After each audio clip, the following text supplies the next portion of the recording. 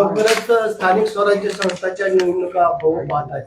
एकंदरीत पुढच्या होणाऱ्या स्थानिक स्वराज्य संस्थांच्या निवडणुका असतील किंवा जिल्हा परिषद पंचायत समिती निवडणूक, काय निर्णय घेतला आपल्या पक्षाने? निर्णय काही घेतले नाही, पण आमचा अंदाज असा आहे, सुप्रीम कोर्टाने एक निकाल दिला आणि त्या निकालानुसार आता इलेक्शन लावता येणार नाही. त्यामुळे साधारणतः एक 3 महिन्याच्या आत ही निवडणुकीची प्रक्रिया सुरू होईल आणि त्याच्यात साहजिकच आम्ही सगळे सहभागी होऊ. आमचा प्रयत्न आहे, निर्णय अद्याप नाही, कारण आम्ही अजून चर्चा केली नाही. पण काँग्रेस पक्ष आहे, आमचा राष्ट्रवादी पक्ष आहे आणि उद्धव ठाकरेंच्या नेतृत्वाखालचा शिवसेना आहे आणि शेतकरी कामगार पक्ष आणि शेतकरी पक्ष, आम्ही एकत्र बसू आणि एकत्र बसून एकत्र निवडणुकीला सामोरं जाता येईल का याचा विचार करू आणि त्याचा अंतिम निर्णय करून एकत्र निवडणूक करायची इच्छा आहे. महाविकास आघाडी म्हणून मुंबईमध्येही एकत्र होईल की मुंबई वगळता इतर ठिकाणी? अजून काही चर्चा झालेली नाही, पण मुंबईमध्ये आमच्या सगळ्यांच्यामध्ये अधिक शक्तिस्थान हे उद्धव ठाकरेंच्या शिवसेनेचं आहे. त्यामुळे त्यांना त्याचा विचार घ्यावा लागेल. दुसरीकडे आपण पाहतोय का शिवसेनेचा वर्धापन दिन झाला, तुम्ही काय पाहिलं का? वर्धापन दिनानिमित्त उद्धव ठाकरेंनी सांगितलं की ब्रँड संपवायचे, एकीकडे ठाकरे यांनी पॉवर ब्रँड संपवण्याचा प्रयत्न सुरू आहे विरोधकांकडून.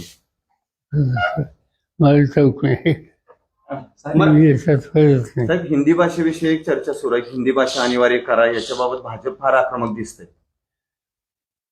काय की सक्ती असू नये, पण हिंदी भाषेकडे दुर्लक्ष करणे तसे हिताचं नाही. विद्यार्थ्याच्या दिवशी सक्ती असू नये, शेवटी त्याला हवं आहे ते त्यांनी करावं.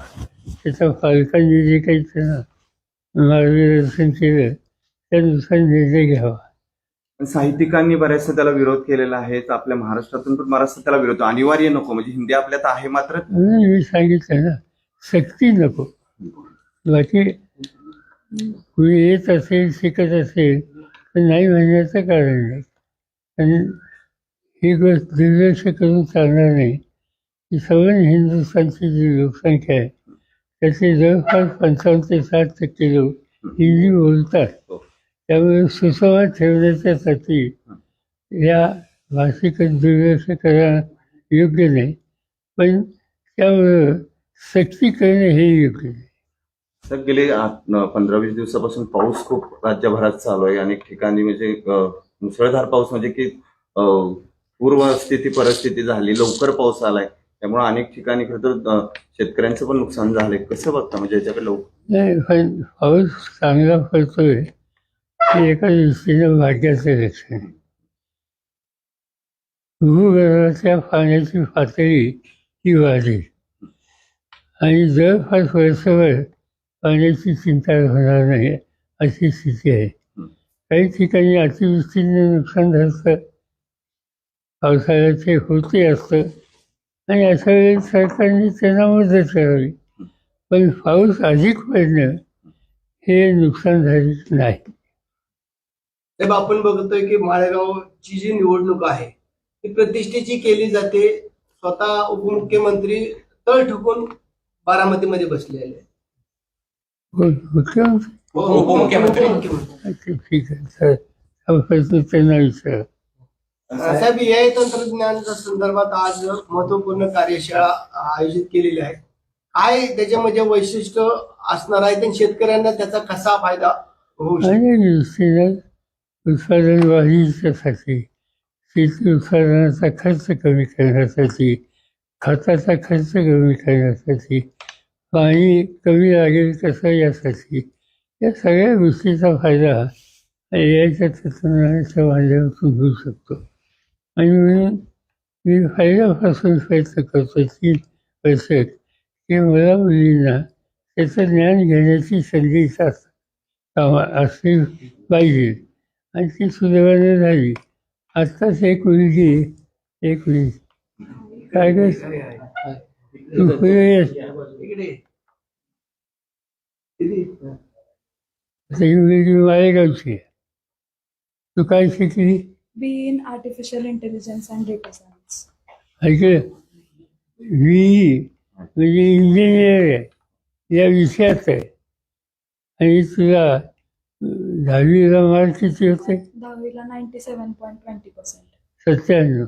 12वी 12वीला 86%. आणि आता आता इंजिनिअरिंगला 9.34 CGPA आउट ऑफ 10. तुमच्या मालेगावची मुलगी. म्हणजे बरं वाटतं की आपल्या भागातल्या आणि वडील काय करतात? वडील रोजंदारी करतात. म्हणजे सामान्य कुटुंबाचे.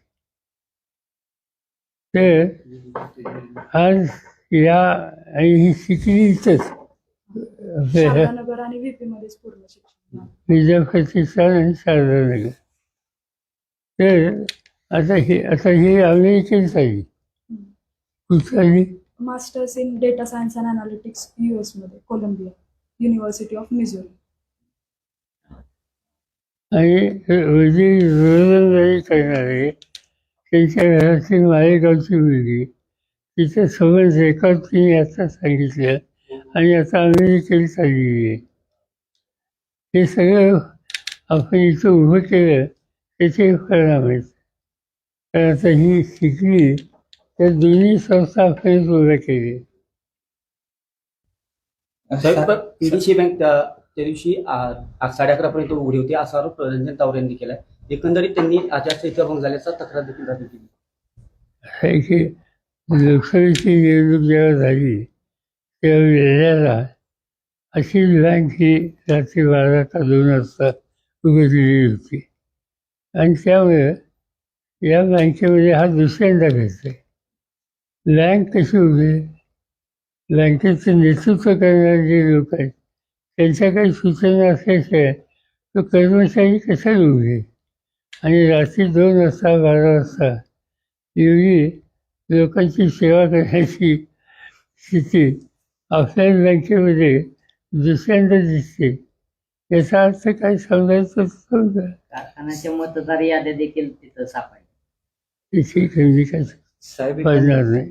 साहेब एकंदरीत आंतरराष्ट्रीय पातळीवर भारताची पॉलिसी काय दिसते आपल्याला कशामध्ये अमेरिकेसंदर्भात जी चालू आहे अमेरिकेचे आपले संबंध चांगले आहेत. त्याच्यातील काही वाईट नाही.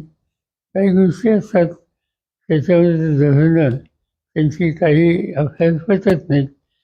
पण जे पटतात ते घेऊन पुढे जायचं. अमेरिका जगातली महाशक्ती आहे हे दुर्लक्ष करून चालत नाही. इराण साहेब आणि अहमदाबादला जो काही विमान दुर्घटना झाली त्याच्यानंतरही 2-3 अपघात होता वाचली आहे एअर इंडियाचे. त्याच्यानंतर वेगवेगळे तर्क लढवले जात आहेत की याच्यावर की सायबर हल्ला झाला किंवा वेगवेगळे हे झालं. कशा प्रकारे बघता एवढ्या मोठी खरं तर एअर इंडियासारखी चिंता करण्यासारखी स्थिती आहे. पण सायबर हल्ला झाला असेल असं मला वाटत नाही. अर्थात मला काही ऑथेंटिक माहिती नाही. पण एअर इंडिया आणि एकंदर जे आपली यंत्रणा आहे त्याची थोडीफार माहिती मला जी आहे ती माहिती लक्षात घेतली तर जी खबरदारी घ्यायला पाहिजे मेकॅनिकल साईडची ती एअर इंडिया नेहमी घेत असते. त्यांच्याकडे त्याची टीम आहे. पण दुर्दैवानं हा अपघात आहे त्याची आता इन्क्वायरी होते. काय असेल ते त्यातनं बाहेर निघेल. साहेब मुख्यमंत्री फडणवीस साहेब यांच्या अध्यक्षतेखाली कर्नाटक आणि महाराष्ट्र सीमा प्रश्नी समिती स्थापन झालेली आहे. यामध्ये तुमचा देखील समावेश करण्यात आला. नाही, चांगली गोष्ट नाही का हा माझा समावेश केला का मला माहीत नाही. पण नेहमीच हा प्रश्न ज्यावेळी येतो त्यावेळी मी त्याच्यात असतो. आणि माझी महाराष्ट्राची भूमिका मांडायला राज्य सरकारला पक्षाची भूमिका न घेता सहकार्य करण्याची माझी नीती आहे.